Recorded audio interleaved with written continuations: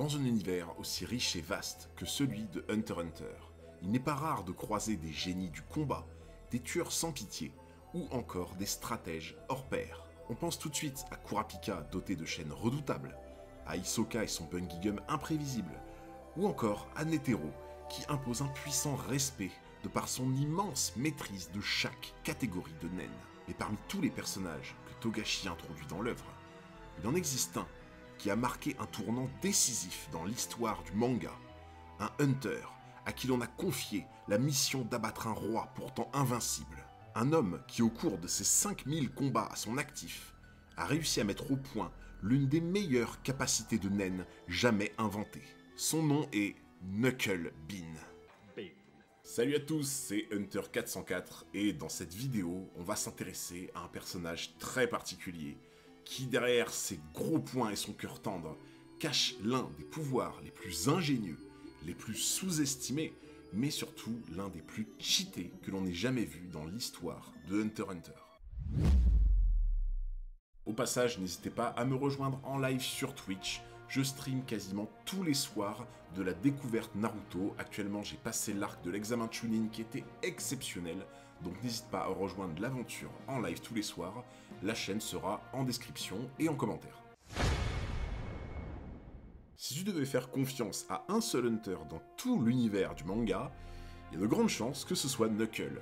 Alors oui, c'est certainement pas le personnage le plus mystérieux, le plus ténébreux ou même le plus impressionnant à première vue. C'est le gars qui parle fort, qui s'énerve vite et qui se met à pleurer pour un rien, littéralement il s'excuse après t'avoir collé une droite. Et pourtant, c'est un Beast Hunter d'exception qui fait partie des élèves de Moro et qui possède à la fois l'une des capacités de nen les plus élaborées et les plus puissantes de tout le manga. La première fois qu'il est introduit dans l'œuvre, il nous est présenté comme un obstacle à franchir pour Gon et Killua. En effet, après avoir quitté NGL suite à l'assaut de Pitou dans le chapitre 198, Gon et Killua se voient confier une mission à remplir par le président Netero. C'est une mission qui leur permettrait de participer à l'intervention contre les fourmis chimères, dans l'espoir de retrouver Kaito laissé seul face à Pitou un petit peu avant. Et il s'avère que cette mission consiste à vaincre les disciples de Moro, qui sont Knuckle et Shoot, afin de s'emparer des moitiés de sceaux qui sont en leur possession. On découvre alors Knuckle,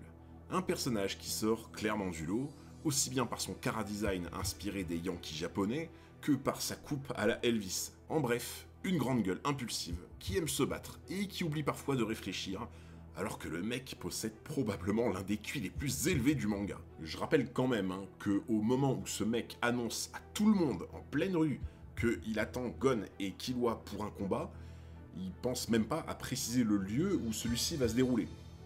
Du Knuckle tout craché. Sauf qu'on découvre rapidement que sa personnalité rustre, elle cache en réalité un cœur extrêmement tendre, toujours prêt à venir en aide aux autres, que ce soit des humains ou même des animaux. Et on voit souvent passer ses soirées à s'occuper des chiens dans le parc, à prendre soin de chacun d'entre eux, même quand leur nombre ne cesse d'augmenter.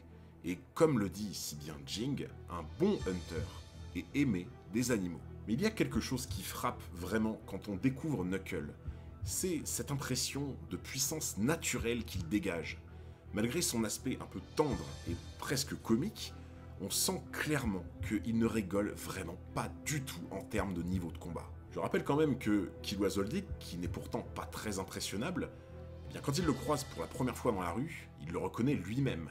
Il se dit « Ah ouais, ce type a vraiment l'air fort ». Et pourtant, tout le monde connaît déjà la suite. La première fois que Gon et Killua vont venir défier le disciple de Moro, ce dernier va totalement les sous-estimer. Vexé de voir de simples enfants arriver face à lui, Knuckle va venir faire sa tête brûlée, va clamer haut et fort qu'il pourra encaisser tous les coups, et sans bouger d'un seul pouce. Sauf que, grosse erreur, parce que quand le gamin en face de toi s'appelle Gonfrix, qui descend de Jingfrix, qui descend de Donfrix, eh ben il aurait même pas le temps d'encaisser le coup qu'il sera déjà au sol. Sauf que évidemment cette erreur, Knuckle ne la fera qu'une seule fois, parce que dès qu'il aura vu la volonté de Gon et de Killua de vouloir l'affronter à la loyale, Knuckle va vraiment décider de prendre sa mission au sérieux. Et la première fois qu'on voit vraiment Knuckle se battre sérieusement, on comprend tout de suite à quel point il est au-dessus des deux protagonistes.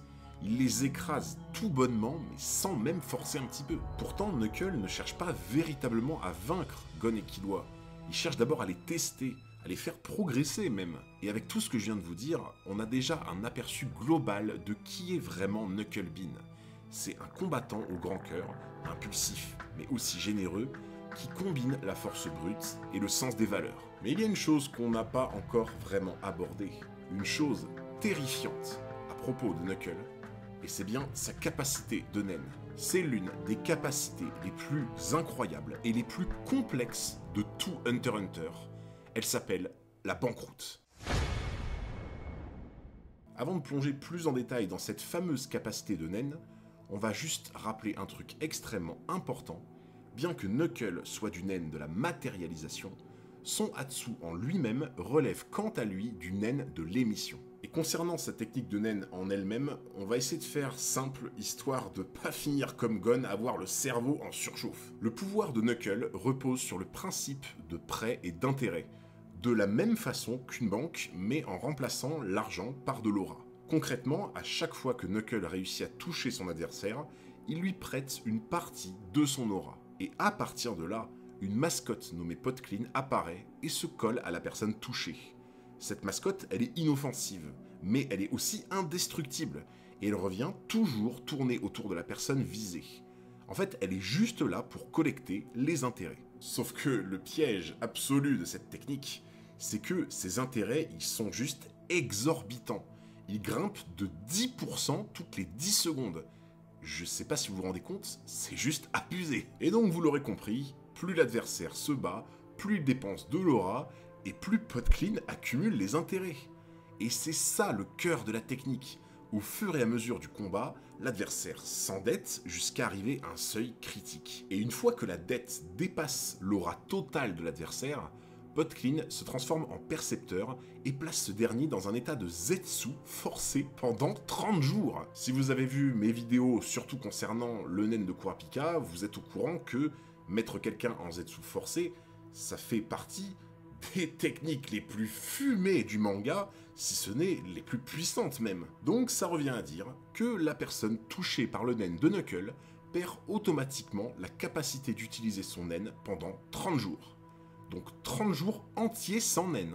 À ce niveau-là, c'est juste synonyme d'une défaite totale. Donc si vous avez suivi jusque-là, à ce stade, vous allez me dire, oui mais c'est pas trop grave. En vrai, on se dit que si on a été touché par Knuckle lors d'un combat de naine, bon ça va, on a juste à le retoucher nous-mêmes avec un coup, et du coup lui rembourser de l'aura qu'il nous a prêté avant d'être insolvable. Alors oui, clairement, c'est le bon réflexe à avoir, mais évidemment, vous vous en doutez, c'est clairement pas aussi simple. Juste imaginez une seconde. Vous vous battez contre Knuckle, vous prenez une droite, et là, il y a un petit truc volant qui apparaît à côté de vous.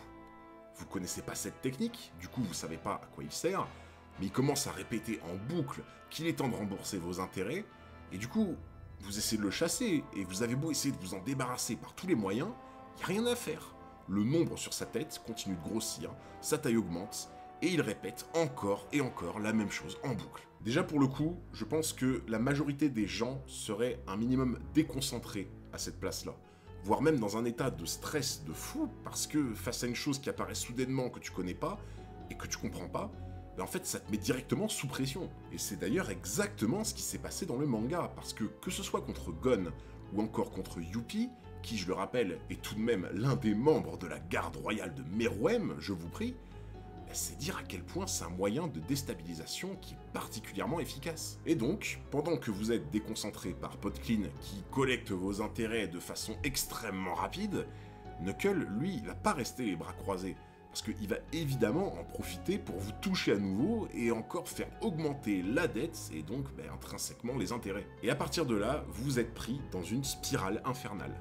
La dette, elle gonfle, les intérêts, ils deviennent littéralement monstrueux, et le côté exponentiel de cette technique, il tourne clairement à votre désavantage. C'est donc pour ça que ce cercle vicieux, en fait, il ne peut prendre fin que si vous êtes vraiment largement supérieur à Knuckle en combat. Et même si vous parvenez à vous enfuir, vous n'êtes même pas encore tiré d'affaire. Parce que là où c'est traître, c'est que Podclean continuera encore à prélever les intérêts tant que Knuckle sera à proximité dans un rayon de 50 à 100 mètres. Et je sais pas si vous en rendez compte, mais dans le monde de Hunter x Hunter et du nen, 50 à 100 mètres de rayon et de portée pour une technique, c'est juste absolument énorme. Et le plus drôle dans tout ça, c'est que si vous fuyez au-delà de cette distance, donc de cette portée de 50 à 100 mètres, Podclean ne va même pas disparaître. Il va juste cesser d'être actif temporairement, et ça a été le cas par exemple avec Jido. Autrement dit, si vous voulez vous débarrasser de la mascotte une bonne fois pour toutes, il vous faut obligatoirement vous battre avec Knuckle. Il vous faut toucher Knuckle plus de fois que lui ne vous touche, en frappant évidemment assez fort pour rembourser le prêt plus les intérêts. Et bon courage si vous êtes dans cette situation, parce que Knuckle, il a le profil parfait pour faire en sorte que vous ne puissiez jamais rembourser votre dette. Déjà, il frappe extrêmement fort. On l'a vu à plusieurs reprises, que ce soit dans le manga ou dans l'anime, et je me rappelle particulièrement du moment dans l'escalier où il frappe Youpi, qui est, je rappelle, un membre de la garde royale de Meruem, et qui plus est peut-être l'un des membres les plus puissants des trois. Chaque coup va donc logiquement alourdir la dette que vous possédez déjà. Sauf que là où Knuckle a été extrêmement intelligent quand il a élaboré son naine, c'est qu'il a compris qu'avec cette technique où il essaie petit à petit d'enlever toutes les ressources de l'adversaire et faire en sorte qu'il tombe à zéro et qu'il soit inoffensif, il lui fallait à côté des capacités physiques qui lui permettent justement de tanker les attaques, de les esquiver facilement, d'être très endurant, donc de faire en sorte en fait de temporiser sa technique et de faire en sorte que le mec soit vidé de toutes ses forces. C'est donc pour ça que dans l'arc des fourmis chimères, pendant l'assaut du palais du roi, on voit qu'il est vraiment extrêmement rapide, extrêmement endurant, et c'est vraiment un mec qui est pas du tout facile à toucher ou à attraper dans un combat. Il y a qu'à voir quand Youpi essaie de le toucher ou essaie de le rattraper, il lui fait perdre un temps monstrueux. Donc si je résume, Knuckle vous touche et vous prête de l'aura en activant sa technique de la banqueroute, puis il vous empêche de rembourser les intérêts tout en vous portant des coups quand il en a l'occasion pour augmenter votre dette, et ainsi vous pousser le plus rapidement possible vers le Zetsu forcé. Je sais pas si on se rend compte à quel point cette technique elle est ingénieuse, tant par son fonctionnement que par le fait qu'elle s'adapte parfaitement aux capacités que possède Knuckle de base. En fait, cette technique de naine, elle a été reconnue tellement ingénieuse et tellement puissante à la fois, que je rappelle quand même que le plan qu'ont mis au point Netero, Moro et Nove lors de l'attaque du palais, ça reposait en grande partie sur la faculté de Knuckle pour la réussite de cette mission. Et oui, parce que si vous vous rappelez bien de l'anime, vous savez que le plan initial, pour venir à bout du roi des fourmis chimères, donc on ne parle pas de n'importe qui, un être quasiment invincible, je rappelle, eh bien c'était d'utiliser les pouvoirs d'invisibilité de Méléoron et le fait qu'il ne soit pas détectable, et de l'utiliser sur Knuckle pour que celui-ci puisse coller Podclean sur le roi sans se faire remarquer, et enfin le plonger petit à petit dans un état de Zetsu forcé. Bon, malheureusement pour l'équipe d'intervention, il n'y a pas tout qui va se passer comme prévu, mais on a quand même pu voir que cette combinaison, elle était particulièrement efficace. Parce que même si cette stratégie pour vaincre Meruem, elle ne verra jamais le jour, elle va quand même jouer un rôle extrêmement important dans l'un des affrontements les plus épiques de tout Hunter x Hunter. C'est pour ça que cette technique de la banqueroute de Knuckle, elle est absolument incroyable.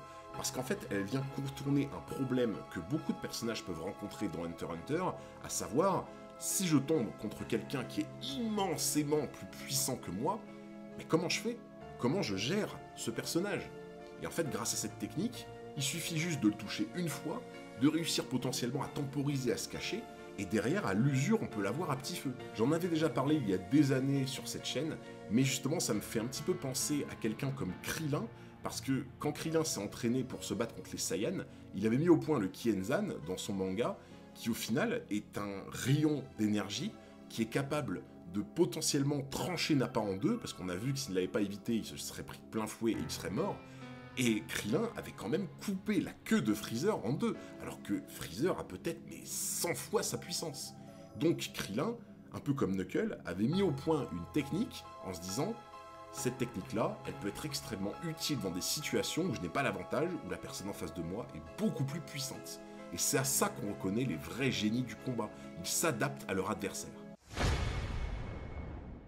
Lorsque le groupe d'intervention pénètre enfin dans le palais royal, il se retrouve nez à nez avec Youpi, planté là au beau milieu de l'escalier central. Et au moment où ce dernier remarque les intrus en bas de l'escalier, il n'a alors qu'une seule idée en tête, les empêcher de passer pour ne pas qu'ils atteignent le roi.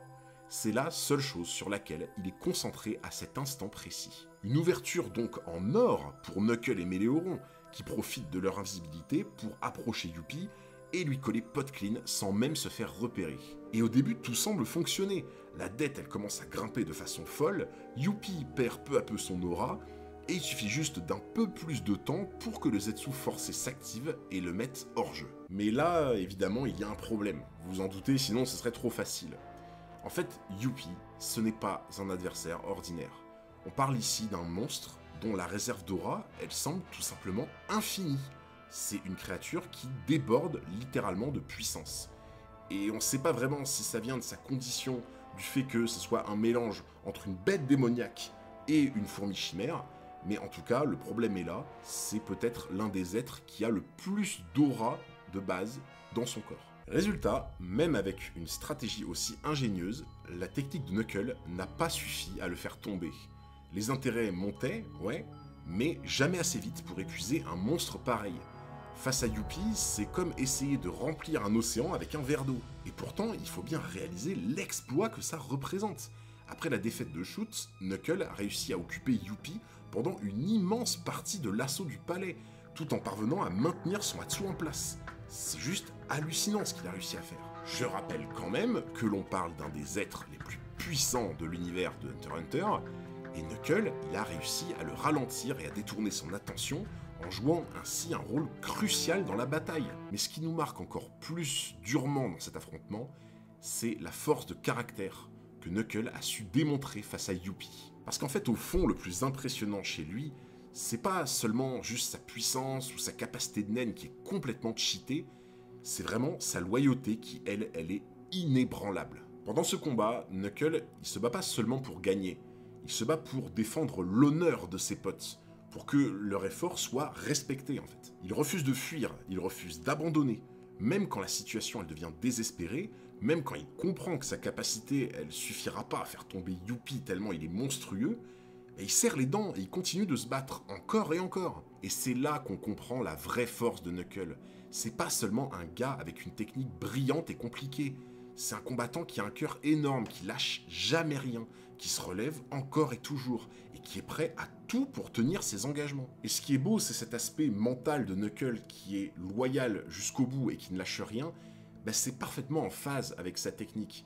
Parce que justement, ça montre qu'une technique comme la sienne, qui est basée sur l'épuisement des capacités adverses, ça demande d'être vraiment résilient, de ne rien lâcher, de faire en sorte d'être toujours alerte et jusqu'au bout, de garder le cap pour faire en sorte que l'adversaire soit dépourvu de son aura. Il est tellement loyal que quand il promet à Shoot de mettre une patate à Youpi de sa part, il le fait. C'est ça qui est fou. Ce combat, il nous a à tous fait prendre conscience que dans le monde de Hunter x Hunter, Knuckle, il représente un idéal de solidarité et de loyauté. C'est pas juste un Beast Hunter puissant, mais c'est quelqu'un qui se bat avec ses tripes, avec ses valeurs, et il inspire le respect même chez ses ennemis comme Youpi. Et c'est pour toutes ces raisons que je me devais de lui rendre hommage aujourd'hui, pour remettre la lumière sur ce personnage que tout le monde apprécie, mais dont on oublie parfois à quel point il est juste exceptionnel. En tout cas, j'espère que cette petite vidéo sur Knuckle vous aura plu. Si c'est le cas, n'hésitez pas à lâcher un petit pouce de naine, à mettre un commentaire et à me dire ce que vous avez pensé de la vidéo et si vous pensez qu'on reverra Knuckle peut-être dans le futur. N'oubliez pas aussi que je stream tous les soirs en live sur Twitch et que je découvre en ce moment Naruto en manga couleur avec les OST sur les bons passages. Je me régale énormément, je viens juste de finir l'examen de Chunin. Et je vous attends très nombreux sur Twitch pour partager ça avec moi. Vraiment, je me régale. Le lien de la chaîne est en description et en commentaire. Je vous attends nombreux. N'oublie pas de t'abonner à la chaîne pour ne pas manquer toutes les futures vidéos. C'était Hunter404 et je vous dis à très bientôt pour un nouveau combat.